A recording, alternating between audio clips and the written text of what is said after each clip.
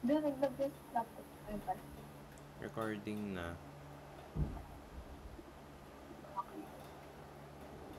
Hello everyone, I am Viola and I'll be guiding today's discussion about our interview with an entrepreneur.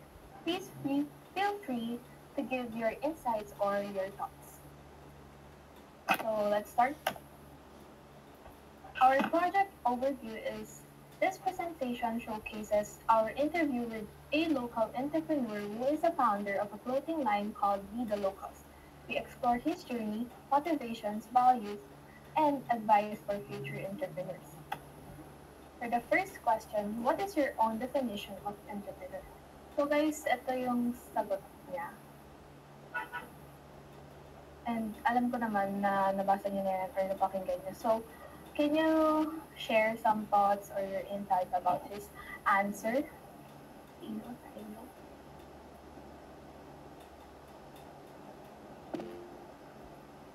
Go. Go, Yuj. I think based sa mga, siguro sa experiences niya, he sees entrepreneurs as the ones who take risk. Yung hindi lang sapat yung gusto nila. They want to further improve or to excel at some things. It's a business ventures nila. Yes, thank you so much. Anyone pa po na gusto mag-add sa answer ni Yes, Jerry. So for me naman, I think to them, aside from the risk-taking, what's really important to them is yung mga opportunities nila. So I think hindi nila pinapalagpas yung mga nakikita nilang iba't ibang opportunities. Yan nga, as stated, yung mga events, yung mga products nila. So yun. Yes, thank you so much, guys. So, guys, meron pa po bang gusto mag-add or yung sa pagkakaintindi sa answer niya? Meron pa ba?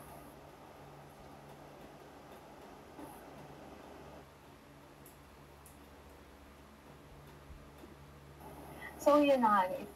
Parang sinabi na nilang dalawa yung pinaka-answer ni nung in-interview natin. So, let's move on to the second question. What motivated you to become an entrepreneur? So, yeah, nabasa niyo na ito or napakinggan niyo. So, any insights sa ibang members naman dyan about dito sa answer niya po sa question number 2?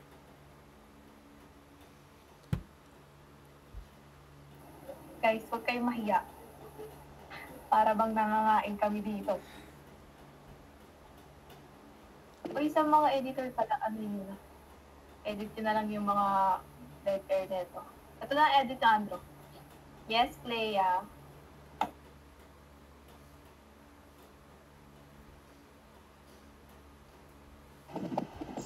I think ang nagpa-motivate sa entrepreneur na in-interview natin is yung family niya. Nasabi niya rin kasi sa video na yung father niya is nagsiservice na sa industry. Then yung ate at kuya niya rin nasa HMR na rin. So parang yun yung family niya ang isa sa dahilan kung bakit na-motivate siya business. Yes, tama ka dyan. So, parang kasi dahil, parang naging role model niya yung family niya para i-push yung ganong path ng buhay. Diba? O guys, sino pa po yung gustong mag-add? Yes, Andro. Siguro nakitaan ko rin siya ng, sa pagiging, kung saan siya na-motivate dahil dun sa sinabi niya na marunong din naman siya mag-math, marunong din naman siya makisama sa tao. So basically, parang meron na din siyang skills or experience pagdating sa mga entrepreneurship or pagnenegosyo nga yun. Yan. Okay, thank you so much po sa sinabi mo. And last, Alexi. Ano po yun? So, yun, napansin ko sa mga sagot niya na parang by his observation lang sa mga hilig ng mga classmates niya nung grade 1 pa lang siya, nakakita niya lang naman na parang tawag doon, na mahilig sa Hello Kitty. So parang naisipan niya na kaagad, ay, what if magbumili ako ng pencil case na tawag doon, pencil case na Hello Kitty, tapos ibebenta ko na 15 pesos, ganun. So yun, nagawa niya hanggang sa napansin niya na may iba rin siyang classmate na parang gusto rin ng ganun. So naghanap siya ng ibang characters para, ayun, tuloy-tuloy na yung kita niya, parang ganun. So parang ang galing lang kasi by observing other people's likes and interest, yun, naisipan niyang bumuo ng business at a very young age. Yes, thank you so much. So, parang natuwa kasi siya kasi nag-earn siya ng mas malaking pera. Like, kunyari, bibili lang siya ng ganito. Tapos, magkakaroon pa siya ng, basta lalaki pa yung pera niya. Ganun lalago sa isang maliit na ano. So, thank you so much po. And for our next question,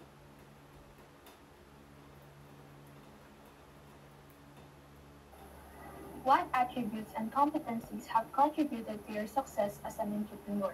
So, meron siya dito namang sinabi na bawal tamad. Like, nakuha niya sa ni Josh Mojica. So, anong masasabi niyo guys about sa sinabi niya or sagot niya rin dito sa question na to? Anyone? Jonas? Go, Jonas. Sige, Jonas. Go.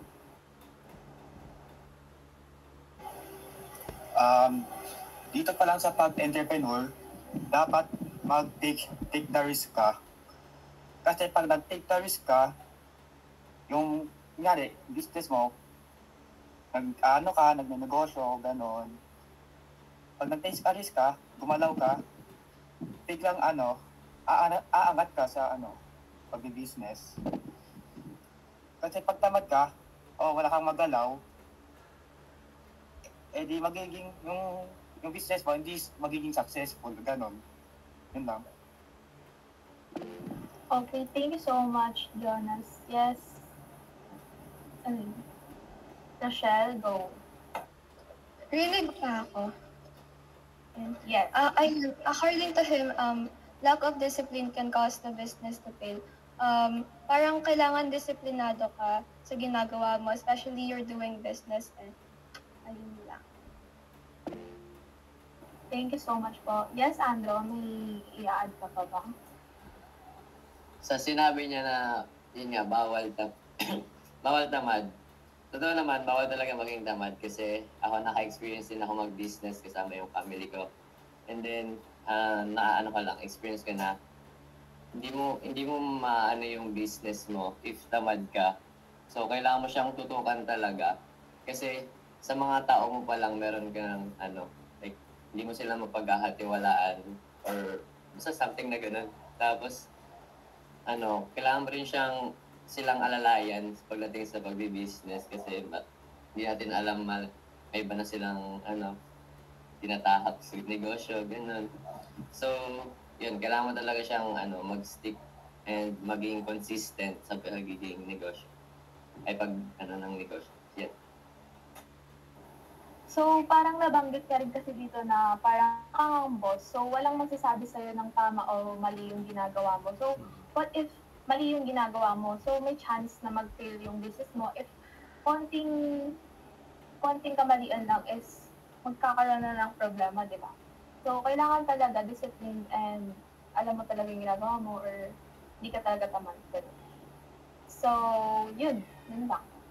And next naman,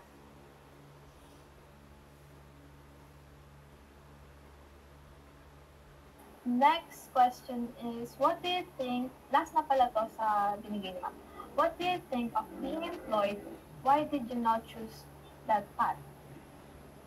So, yes. Yes, Jeremy? Ay, pwede naman magsagot. Yes, okay lang. Go. So, kasi nung in-interview natin siya, na-notice ko that the main point kung bakit nga siya naging entrepreneur was that being employed or being under a company is like, it was so stressful kasi, oo nga pa ulit-ulit yung cycle, regardless na sabihin mo na it was free food, free service, but just doing all those things as a cycle is draining itself. And parang, if you don't like what you're doing, parang, yun nga, hindi ka mamomotivate. Yan. Yes, thank you so much po. Yes, George, may add ka pa po. Ayun nga, kasi kuya ko siya, alam ko yung konti yung may mga dyan, like insight dyan. Lalo na nung he tried employment nung pandemic. Kasi our father was let go dahil di ba pandemic, wala siyang trabaho. Ayun, pinag-usapan niya ng mga kuya namin na, and he tried to work. He tried the employment route for about 10 months, pero na-realize siya talaga na hindi para sa kanya. And during that time, napansin ko rin na parang hindi talaga siya masaya. Even though na kahit stable yung pay, stable yung lahat, provided ang lahat sa kanya, it's like, it's not for him. Hindi talaga para sa kanya. And alam ko rin yun, napapansin ko rin, at dahil kilala ko siya, alam ko na di yun para sa kanya. Yung puso na talaga is para sa business and sa being an entrepreneur. Ayun lang naman. So, kumbaga, hindi niya talaga passion yun para ipagpatuloy yun. Kasi hindi siya masaya. Kung masaya ka naman sa ginagawa mo, mag-work naman kasi talaga yun para sa'yo, di ba? So, sa case ng kuya mo, hindi niya talaga pinilit. Buti nga yung kinuha niyang, yung sinundan niyang path na yun is naging successful siya, and that's so, yes. Yes, Alexine. Alexine, may sasabihin ka pa, promise, meron pa, go lang. Kainis sinabi niya. Joke lang. So, ito na nga. Kasi na-realize ko rin na parang working on a corporate company is not for everyone talaga.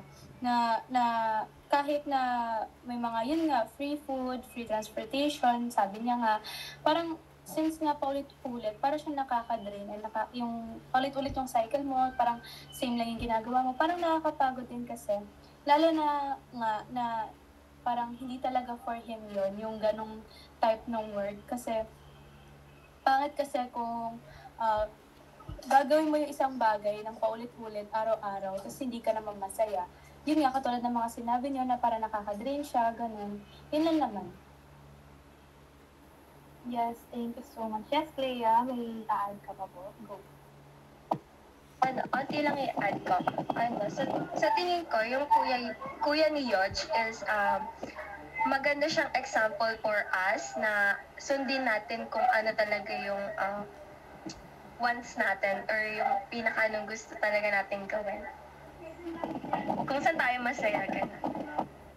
Yes, thanks so much po. And as far as I remember, sinabi niya rin po doon na meron siyang, yung nakita niya yung car na nag-pull up, yun talaga yung mismong nag-push sa kanya na mag-iba ng path.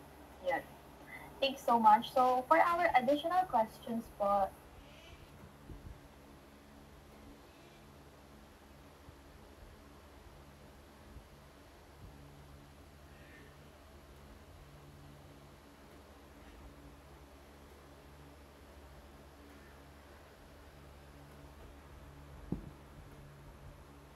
eto na.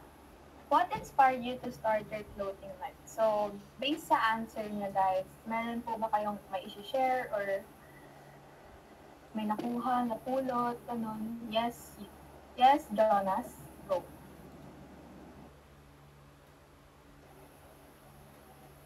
Kaya ang pangalan niya ay Vida Locals. Ang meaning nun dahil siya Vida Locals, simple clothing line, mga ganun. Kasi yung kuya ni Yodge, na-inspire siya sa simpleng pamumuhay sa Baler, mga ganun, simpleng culture, mga ganun. Tapos yun lang. Thank you so much po. Yes, Yodge, may add ka po.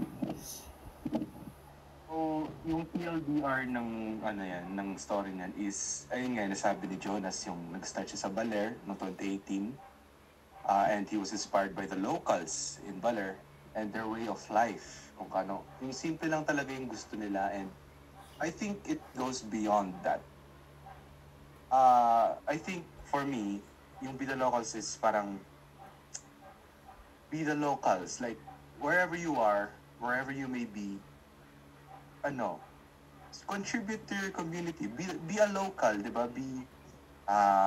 Help each other out wherever you may be. At I think it brings us together, di ba? Kumbaga yung Vida Locals, it can bring people together. Ayun lang naman. Yes, and di ba nabanggit din ng kuya mo during our interview is yung mismong logo ba yun or whatsoever, yung parang bundok is from Baler, yung isa sa mga bundok doon. Yun. Yan lang guys, para malaman niyo sa mga hindi ko nakataling. And next,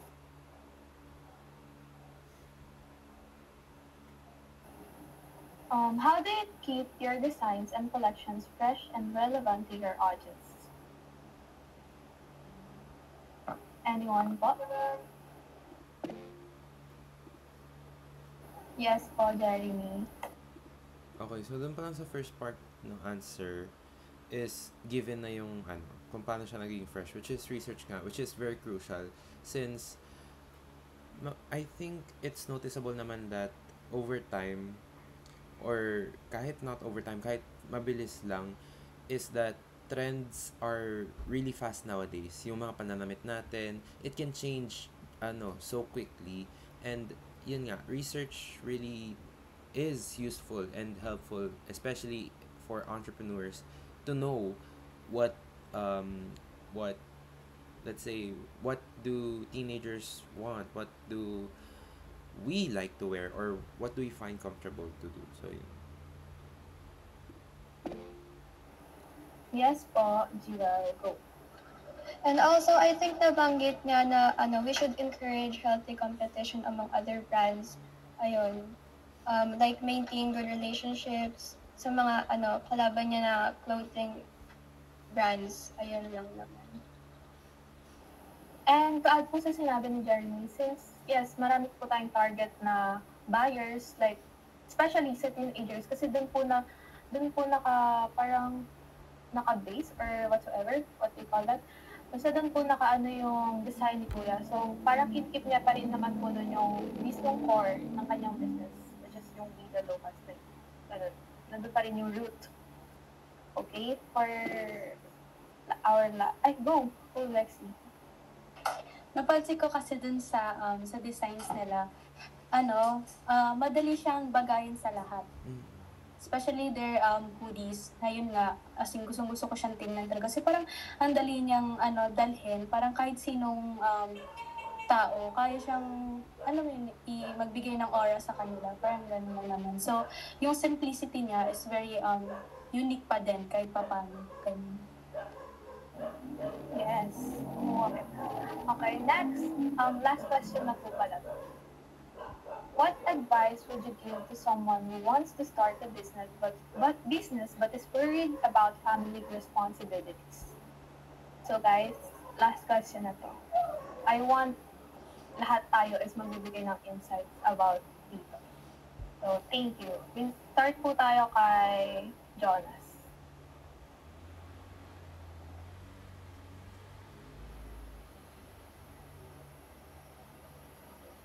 Dito pa lang, kailangan mo talaga siya ng time management for families, responsibilities, pati sa business. Kasi pag may time management ka, ma-manage mo mga family responsibilities, pati business. Ma-manage mo na maayos kaysa gulo-gulo. Ganun lang. Okay, thank you so much po. And next, Leia, go.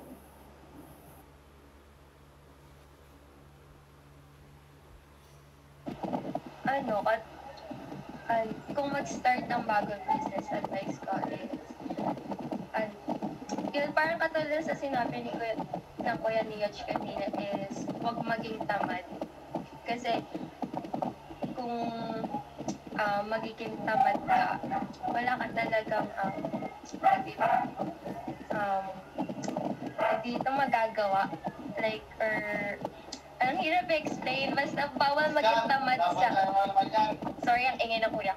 So, bawal talaga maging tamad kasi you need to be, kailangan determine ka sa sa ginagawa mo, gano'n. Wala na ko masabi, sorry. Thank you so much. Yes, Lexi, go. Kasi 'di ba sa culture naman natin ng mga Filipino, hindi talaga uso sa atin yung mga may business. Usually yung mga family natin, hindi sila suportado sa ganun. Kasi parang, kasi 50-50 kasi dyan kasi kailangan mo talaga mag-list ng mga bagay. Tapos yun, para kasi dito, katulad nga ng sabi ng kuya ni George, we should take care of our family first. Ganon. Siyempre, dapat, kahit man na hindi pa natin nakukuha yung blessings nila, let's be there. Kahit hindi pa naman sila nandoon, like, tawag doon, sinusuportan pa tayo. Still, pa rin natin sila. We should still take care of them. Ganon. Kahit pa paano, kahit yung mga small appreciations nila, ganon. Kailangan talaga natin sila ligawan for that. Kasi hindi sila sanay sa ganong pamumuhay na may business agad, ganun. Kasi masanay tayo na kailangan mapagtapos ng medical field, ganun. Masanay tayo na, nasa working on a hospital, facility, ganun. So, lang din, ang masasabi ko lang din na sa entrepreneur is, kahit man mahirap or like konti lang yung makikita mo, yung kita, yung makukuha mo, patuloy pa din talaga. Trust yourself then, of course, and be faithful. Yun na naman. Thank you so much. Yes, Andro. I think last na to. Sige, Andro, last na. Good thing din dito sa kuya ni George is, parang, supportado nga siya nung family niya. Kaya parang dun siya na-push din siya dun na para na gawin yung business. And then, yun, na-push siya na maano yung business. Kaya sabi niya dito na nag-start siya sa 5 to 6. Hindi ko mag-guess, 5 to 6K ba yan? Tapos, 5,600. Okay. 5-6. Nag-start siya doon. Then, inunti-unti niya lang na para lumaki yung yung product niya, tumaas yung kita, ganun. Kaya, maganda rin yung influence sa kanya ng family niya pagdating sa business. Kaya, na-push din siya. Yan. Go, Rochelle. Ano pa po yun? For me lang, choose what you want to do with your life. If gusto mo talaga mag-business, if business is really your goal, i-push mo siya. Don't stop yourself from doing it. Like, even kahit sa pag-start ng small, kahit mga 40 pieces lang yung masisales mo, if business is really what you want to do, then push it. Like, gawin mo talaga siya. Yun lang naman. Thank you so much po. And lastly, Darren. Okay, so halos same idea dun sa sabi ni Rochelle. The main advice na nakuha ko talaga was, don't be scared to start small. Kasi lahat naman, starting small is the most important part. Kasi dun mo malalaman kung kaya mo ba, magagawa mo ba, and kung pinagpatuloy mo yung maliit na bagay na yun, it can become something so big. So yeah, parang it is all about taking a risk. Talaga, yun talaga yun. So, yun, that's it, guys. So, ito po yung ibang yung proof of interview, us with Kuya Joe Mark, and yung venture niya po, yung shop, yan. And then, yung business permit niya, and then, yan po yung page, and yung Instagram nila, and yan po yung ibang designs. Yun lang, and we learned that. So, sabi na rin yan, and ito yung reference sa interview or whatsoever. And then, thanks so much, guys. Thanks so much for participating and sharing your thoughts. Thank you, guys. Thank you na, Jeremy, patay.